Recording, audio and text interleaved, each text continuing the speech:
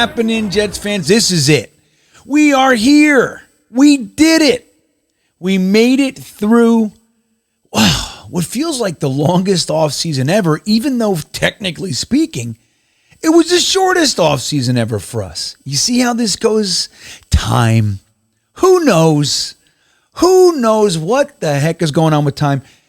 It's just one of those weird things. Usually we start our offseason around Thanksgiving. Right? Eat some turkey, look at some draft picks, some prospects. You know what I mean? Some mocking. That's what we usually do.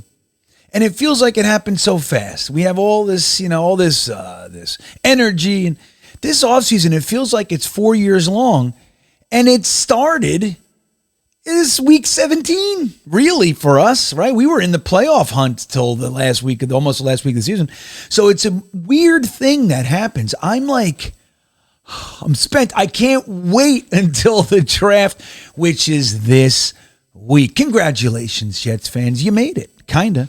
Not just yet, not quite. So that leaves us with today's whole thing. This is episode 113 of GreenBean's Jets Pod.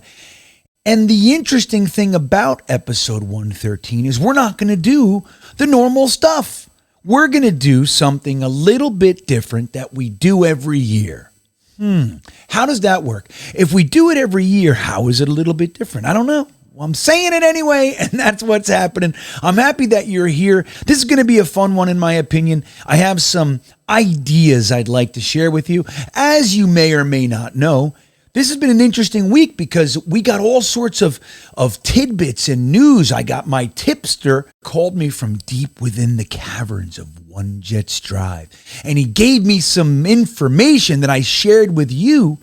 And then we were fortunate enough to have SNY's Connor Hughes on the Thursday Thick of It this week, and I was able to corroborate, see what really is going on, see if we hear the same story from both sides. In a lot of cases, we got confirmation, everybody. So now I'm going to let that govern what we talk about today. We're not going to do a player profile. It would have been Don Maynard, 13. Nobody wears 13 anymore since Maynard. One of our greats, Hall of Famer Don Maynard, a favorite target of one Joe Namath, 4-time AFL All-Pro. And, look, he's one of our greats, but we don't have time for that today because today we're going to do some digging into the draft. We're going to do our official Green Bean predictions today. You're all going to disagree. It's the way it goes. So I'm going to say a bunch of stuff. You're going to say, boo! That's how it goes every time. Boo this man. Boo this man. And it's going to be okay. Because we're going to make it. We're going to get through this thing. Before we get into that, I will say, again, thank you for being here. Thank you to everyone on YouTube who watches the show. But also thank you to all of you who listen in the audio side of things. It's wonderful that we have all these folks. All of us are together right now. Isn't that great? Now, not everybody's here right now, but they will be, or they were here before you. And it's a great thing because we all heard the same damn stuff. It doesn't matter when we got here or when we left. We're here now, right? Interesting. Time. Who knew? I don't know what the hell to think about time anymore. Time flies when you're having fun. Is that why this is taking so damn long? Well, we'll see. So if you're new here, I will say a couple things. One is we do something called the old milk thumb. That's the old thumbs up button. Go ahead, hit that little thumbs up button. YouTube loves it. They get all warm and fuzzy. YouTube loves the milk thumbs. Hit that thing if you'd be so kind. And if you haven't subscribed to the channel, that's a great thing you can do. It's how the channel grows. Hit that subscribe button one time. And if you never hit it again, you never have to hit it again. See how that works? Time. Who knew? I don't know what's happening here. So if you are new, thank you for popping in. I hope you have a good time and you stick around. We have fun around here. We try to anyway. And we talk about New York Jets and all things that surround our beloved yet painful franchise. So it's a good time. Now, guys, I will talk to you about the sponsor for the show. It is none other than the great Manscaped. Manscaped, the finest in below-the-waist men's grooming, has new products. Not only do they have the Lawnmower 4.0, which is just the best. Not only the Weed Whacker, nose and ear hair trimmer, but now we have the Beard Hedger, which is the best damn thing they've made yet, in my opinion, going from below the waist up to the face to help us out. to look like Green Bean. What do you think? Or maybe you don't want to look like Green Bean, which is why you use it. You trim it down a little bit, keep it nice and tight, little chin strap action for you. Well, you can get all those products right on the Manscaped website. The link is in the description. But the great thing is, when you get to checkout, don't forget to throw in there the little promo code GreenBean, and they're going to take 20% off your entire order. You spend $10 million, they're going to take $2 million off. Just like that. Poof, $2 million. Just like $2 million. And in addition to that, they'll ship you the other $8 million worth of product free of charge, no matter where you are on the globe.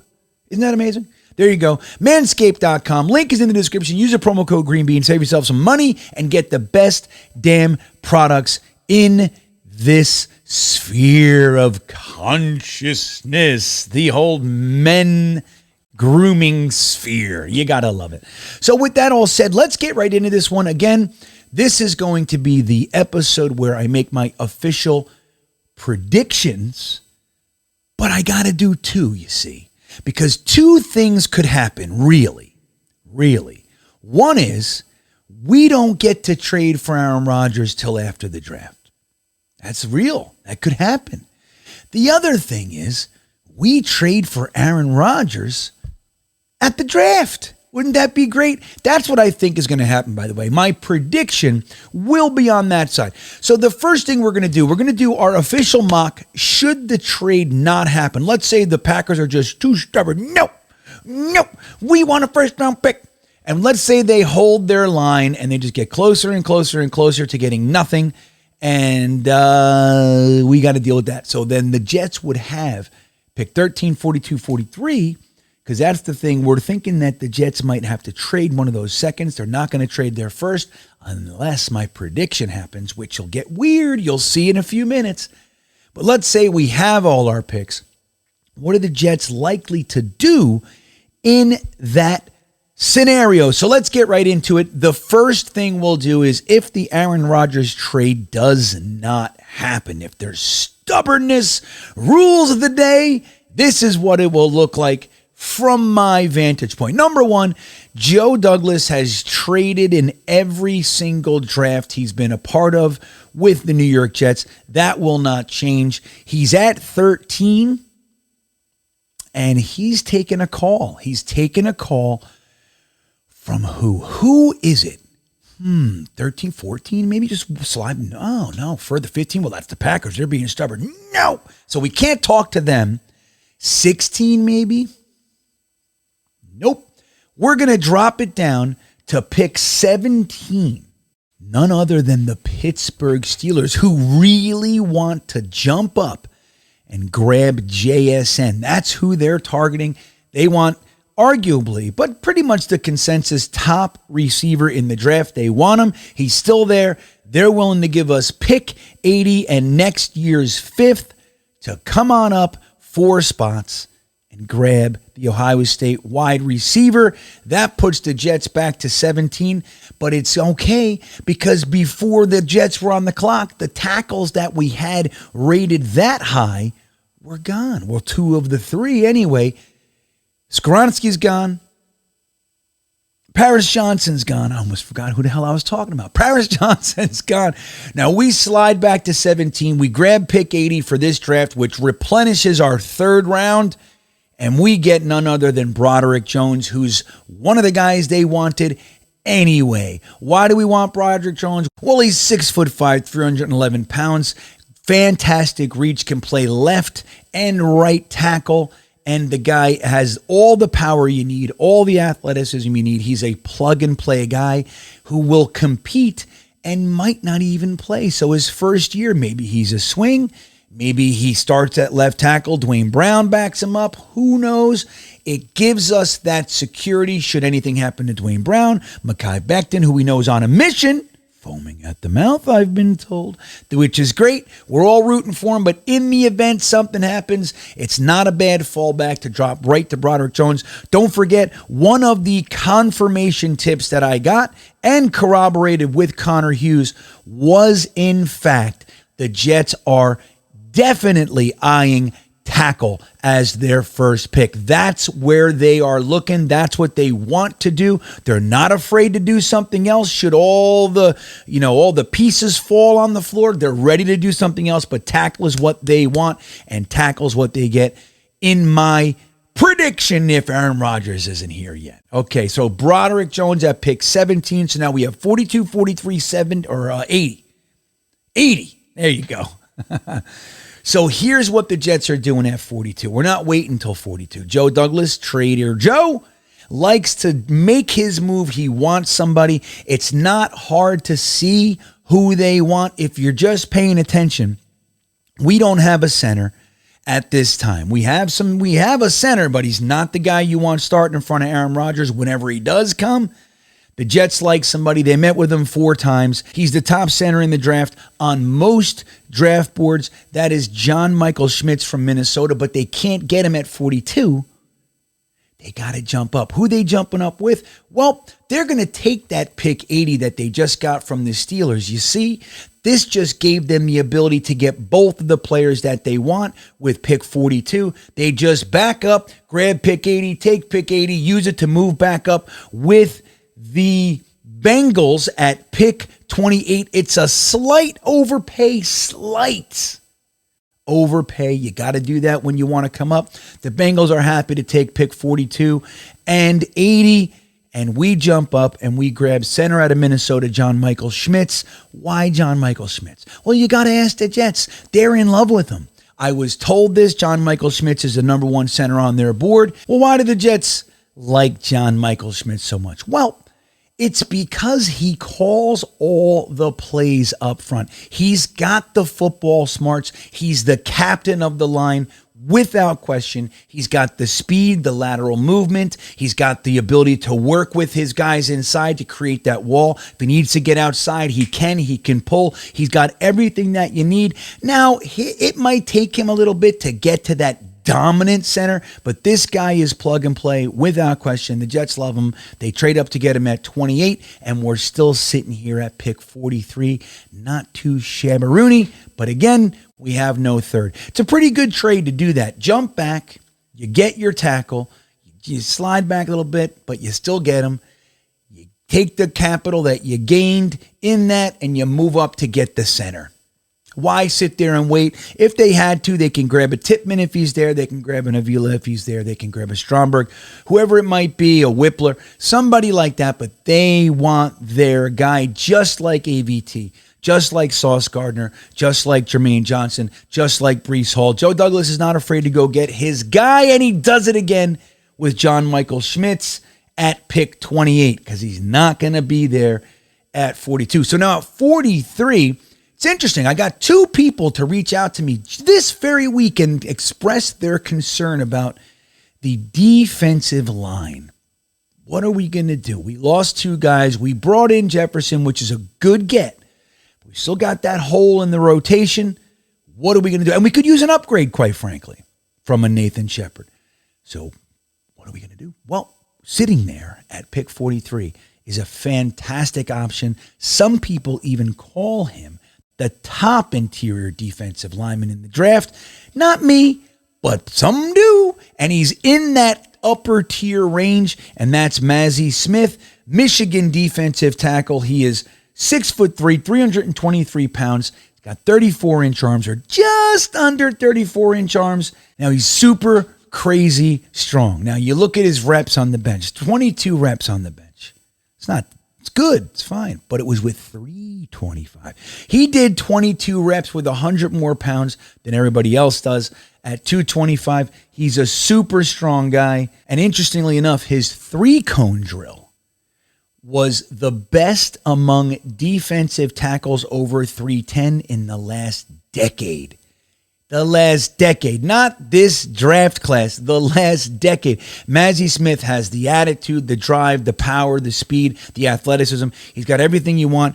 He's a definite upgrade over Nathan Shepard. If Jefferson is the Rankins, this guy is the Shepard, and he's an upgrade. He's part of the rotation. It's done. We did a good job. Mazzie Smith at pick 43. That drops us all the way to pick 112 in the fourth round. What are we going to do there? Well, a guy that we thought was a mid to late third is sitting right there. We love him. The best coverage linebacker in the entire draft, Dion Henley out of Washington. The linebacker standing at 6'1", 227 pounds. This guy, why is he so good at coverage? Well, because he was a friggin' wide receiver. Then he was a defensive back, and now he's a linebacker. He doesn't even have all that much linebacker experience, and he's already this good. Fearless with attacking the run. And again, he knows how to cover the running backs, the tight ends. He's the best in the class at it. The Jets go ahead and grab him at pick 112. Interestingly enough, I saw his comp in two separate places. You want to guess who it is? Freaking Quan! Can you believe it? The guy we're losing, that's his comp. Now, the hope is that he can stay healthier than Quan Alexander. That's kind of been his bugaboo up until this year. But Dion Henley, fantastic get at pick 112. Might not be there, but he might. So there you go. It's right in that cuspy window that Henley's going to go. I think he's likely a late third, but pick 112 it is. There he is. Dion Henley, linebacker out of Washington State. Now that brings us to pick 143. This is going to surprise some people. I know it because it surprises me. I can't believe I'm saying it, but it's going to happen. You're going to see this. It's going to happen, man. Now maybe the name might be interchangeable here, but it's going to happen. The Jets are grabbing the tight end with their fifth round pick. It's going to happen. It might even happen earlier. But my prediction is right here at pick 143. The guy I like is Payne Durham out of Purdue. We watched him. Dude, I went down to the Senior Bowl, and you guys know, I love my tight ends, and I haven't talked about tight ends almost all offseason on purpose, by design. I was at the Senior Bowl looking, I wanted to see defensive line, I want to see offensive linemen. I couldn't take my eyes off this freaking guy. He was dominating the Senior Bowl. He's had a great college career for Purdue. He's had last year 56 catches, 560 yards with 8 touchdowns. Nice soft hands, doesn't like to go down. He's a fantastic get in the fifth round because I think the Jets, the new offensive staff, there's a tight end on our roster that they don't love. Just going to tell you, it might be Yeboah, it might be Conklin. Maybe they can trade Conklin for something. Who knows? I'm telling you, I just have a feeling. I got a spidey sense. Tight ends are a-coming, and there ain't nothing wrong with bringing in a Payne Durham. Again, it could be interchangeable. Maybe there's a Wiley or somebody like that, but they're bringing in a nice big tight end. Payne Durham's 6'5", 253. Telling you, he's the guy. He's the guy. I'm going to be real happy if it ends up being Payne Durham. And that brings us to our final pick. You ready? This guy, it's really weird with this guy because he's not being discussed in the way that he should be discussed. He's considered a sleeper by many. He's a stud, and his name is Jay Ward, and he's slipping to the sixth. It happens every year, guys. Every year. This year, it's Jay Ward. He's going to slip to pick 207 for us. The LSU safety who played nickel at a high level for LSU. He played outside corner for LSU at a high level. Now he plays safety. He's got great instincts. He's got athleticism. He's got super crazy football acumen. He's got good ball skills, great play recognition. What's the problem? Oh, he misses a lot of tackles. He's one of those lower your shoulder guys. So we got to work with this guy. We got to teach him. But he's got everything that you want, and he's predicted to be anywhere between the 5th and 7th round. The Jets are going to grab him right in the middle there. We're going to be delighted. He's going to play some specials. He's going to back up whoever the hell it is, Tony Adams maybe, and he's going to take that starting job before the year's out. That's the way it's going to go. Jay Ward is our pick at 207. So our draft class looks like this. Should the Aaron Rodgers trade not take place before or during the draft? We slide back, so we're at pick 17. We grab Broderick Jones. Then we trade up using the capital we gained in the trade back. We grab center John Michael Schmitz out of Minnesota. Then we use pick 43 to grab defensive tackle Mazzie Smith out of Michigan. Ooh, this is exciting. Then at pick 112, we grab linebacker Dion Henley. Then at pick 143, it's tight end Payne Durham coming to town out of Purdue. And we wrap it all up with LSU defensive back. Safety, really, but could play nickel in an instant for us. Jay Ward. Love him. Love it. Love the whole thing. I'm happy, except for the fact that I want this friggin' trade to happen. And that's what we're going to talk about next. Let's now jump into the way it's going to go. I'm going to tell you right now, this is how it's going to happen. Now, to be fair, I don't know how right this is. Okay? This is going to be hard to do, but let me just tell you, this is how I see it. I feel it in my bones. The Jets and Packers, the trade's already done. The trade is done. Everything being leaked out is by design. Get us up, get us down. Get the Packers up, the 49ers, hey! And then, oh my God, I'm the Jets are nobody. Oh, it's back and forth. They're doing it perfectly. If you just take a step back and look at it, it looks like a conductor.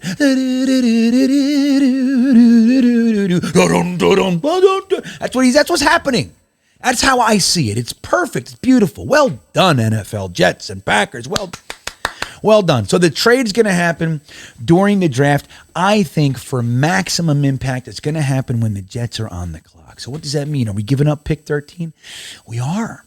We're giving up pick 13. How's that make you feel? Real quick, before we move on, how's that make you feel? Are you mad? Are you happy? Are you like, I knew it? Are you like, that's bullshit? Where are you? Let me know in the comments right now before we move on. Say, you're a piece of shit. I want to hear what that is. Let me know in the comments.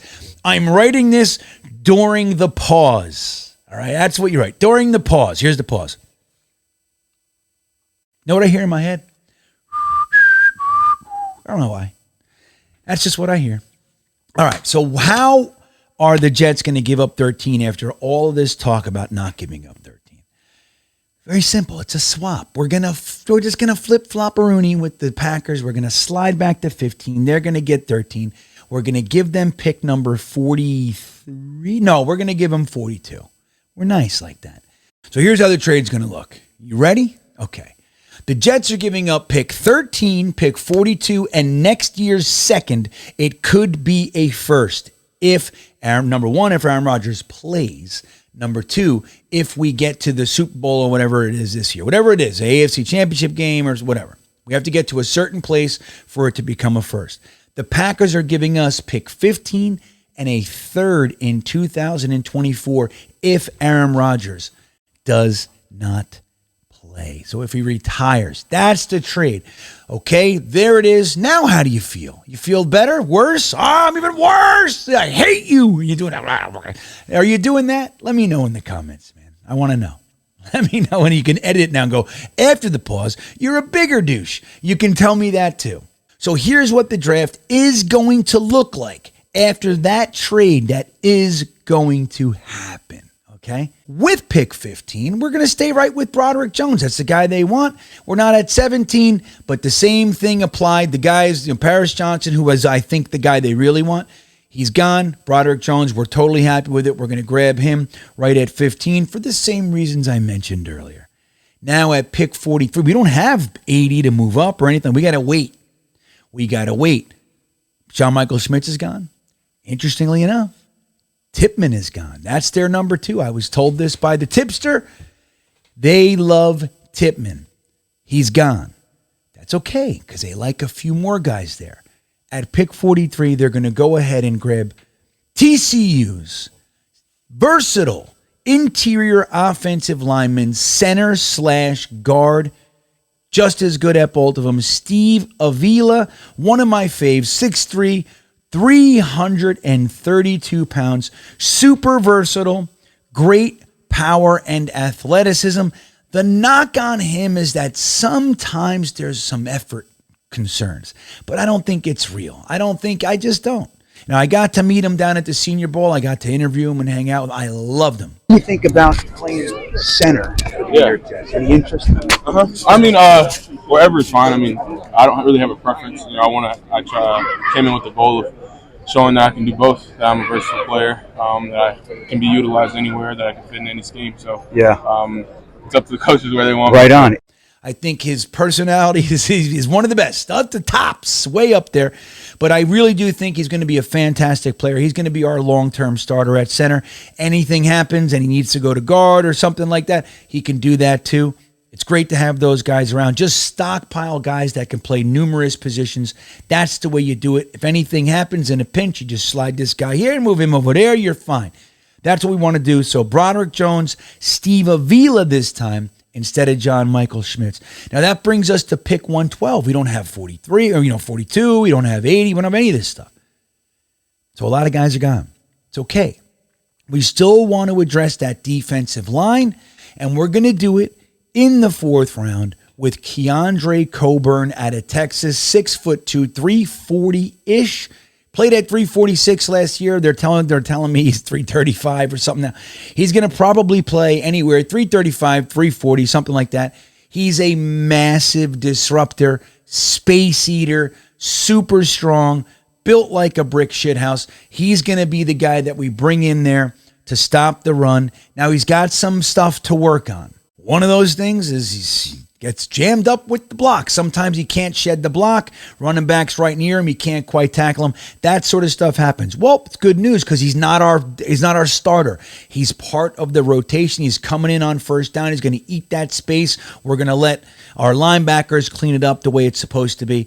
And him and Quinnen, or he and Michael Clemens if he's interior, or JFM or Solomon Thomas or Jefferson, he's going to play in that rotation. He's going to do a fantastic job. In a year or two, he's going to be an absolute wrecking ball, a force to be reckoned with, and we love him in the fourth round at pick 112. That brings us to pick 43. What do? You think I'm going to change on the tight ends? I can't do it. What? Just because we got Aaron Rodgers? No, Aaron Rodgers is going to say, I want another tight end. Kenny Yeboah, who's that? Conklin, didn't he drop 9 passes in the game against his old team? Against our division rival? You guys would have beat him if Conklin could just catch? Maybe, I don't know. But we're grabbing Payne Dorm in the fifth at pick 143. It's a great pick. You guys are going to love it. And then check this out. We get to 207. This is fun for me because I love this prospect. Now, he's got stuff to work on. Coverage, things like that. But boy, oh boy, is he going to be a fan favorite right out of the box. Kind of like Michael Clemens. We didn't really know all that much about him. He's old. He's one-dimensional. But then you just listen to him. You watch him like, I'm in love with this man. This guy's going to do a similar thing. He's going to have a similar impact on the fan base and the coaching staff. That's Dax Holyfield, linebacker out of Virginia Tech. He's 6'1", 245. I'm just going to read you this little blurb from John Vogel, one of my favorite draft analysts. We got to hang out and spend some time down at the Senior Bowl. He also did a great interview with Dom for the Project Prospect podcast, which is just a couple playlists down on this very channel. If you got time, you want to hear a great analyst, Jonathan Vogel, with Dom C. below in the podcast, take a listen. It's really worth it. It's good. He said this about Dax Holyfield.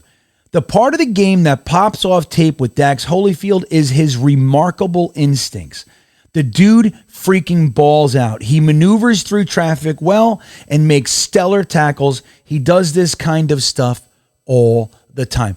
Go ahead and watch this guy. He's a little sloppy at times. You get, struggles in coverage at times, but he's got everything you want, man. He is an animal. You teach him, you work with him. He's a willing recipient of mentorship.